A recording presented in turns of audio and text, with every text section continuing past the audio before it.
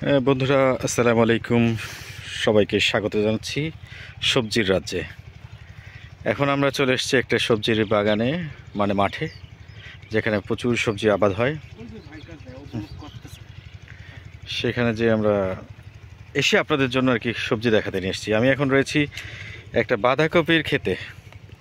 এই যে বাঁধাকপি তৈরি হয় শুধুমাত্র এই বাগানে, কিন্তু এই এই সবজির মাঠে কিন্তু শুধু যে বাঁধাকপি হয় তা না, এখানে ব্রকলির চাষ হচ্ছে, ফুলকপি, তারপরে হচ্ছে পটলের সময় পটল হয়, লাল শাক, তারপরে ডাঁটার শাক, পালং শাক, মূলা, সব ধরনের সবজি হয়।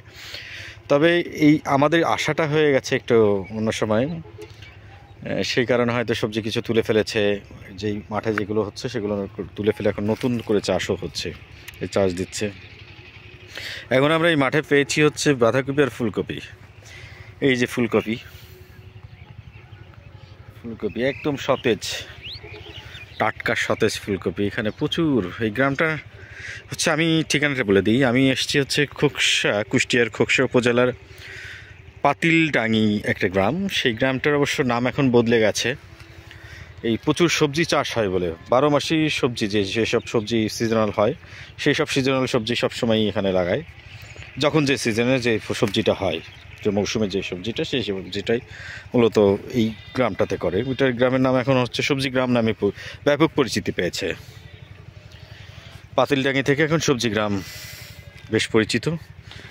আসলে এটা প্রাসঙ্গিক এই সবজি গ্রাম নামটা হওয়ার। এখানে যে পরিমাণে সবজি হচ্ছে, আশপাশের জেলা যেমন খোকসা, রাজবাড়ির পাংশা, তারপরে কুষ্টিয়া, কুমারখালী, এমনকি ঢাকাতেও যায় এখানকার সবজিগুলো।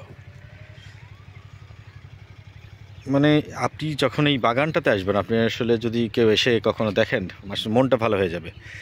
এখানে সবজি তোলা হচ্ছে, আবার সাথে সাথে আবার বীজতলাতে থেকে চারা এনে আবার লাগিয়ে দেওয়া হচ্ছে। যে এখান থেকে, এখানে হচ্ছে আগাম সবজি চাষ করা হয়। মোটামুটি এখানকার কৃষকরা একসময় বেশ লাভ করতো, কিন্তু মধ্যস্বত্বভোগী এবং সারের দাম বেশি হওয়ার কারণে সেই যে পরিমাণে লাভ হওয়ার কথা সেটা নাকি তারা করতে পারছেন না। এটা আমি কয়েকজন কৃষক আমাকে জানিয়েছে। যাই হোক, সমস্যা কিন্তু এই দেশে মানুষের কিন্তু কমছে না। যে সরকারই আসুক, যেই সময়ই আসুক, এই যে সারের সংকট আসলে কী কারণে হচ্ছে সরকার আসলে এটা দেখছে না।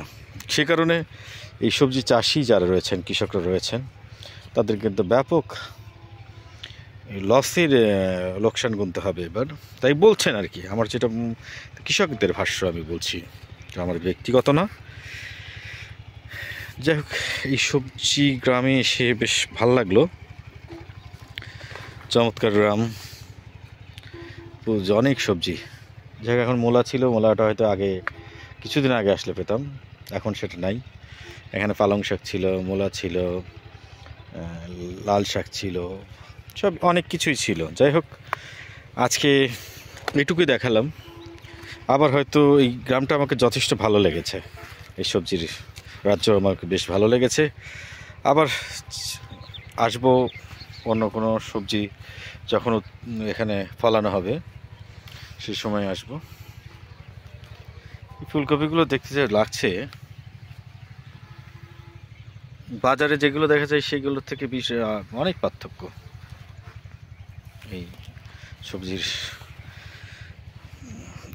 চেহারার আর কি। যাক, ভালো থাকবেন সবাই, সুস্থ থাকবেন। সবজি গ্রাম থেকে আমি বিদায় নিচ্ছি। আসসালামু আলাইকুম।